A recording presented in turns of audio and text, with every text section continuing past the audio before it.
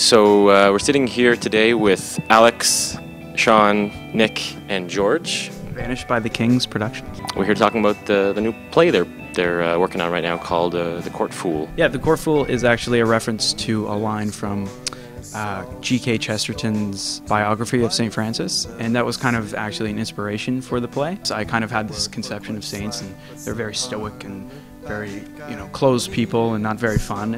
And then I read Chesterton's biography, and so you had this figure who was completely the other way.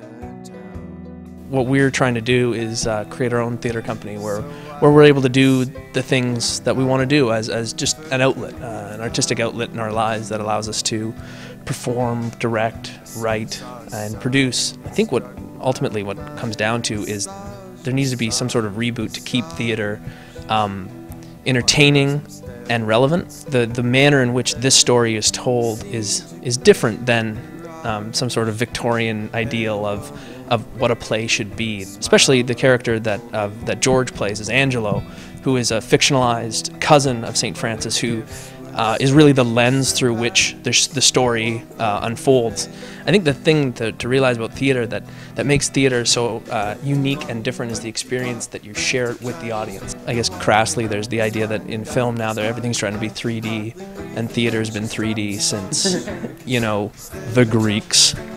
Really what it comes down to is if you want to do it, you're going to do it anyway, no matter where you are. We are afforded the complete artistic freedom to do whatever we want because we're not constrained by a scene or an expectation of who and what we're supposed to be. So you guys mentioned that you met at King's College. This is a Catholic university, assuming that there's some kind of legacy of Catholicism in all your lives. Is that a fair assumption?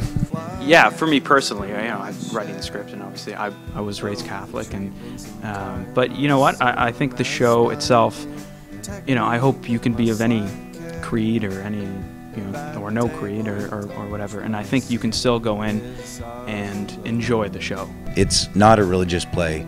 It's a play about finding faith and losing faith, and how one's perspective of the world can be radically changed by the people around you.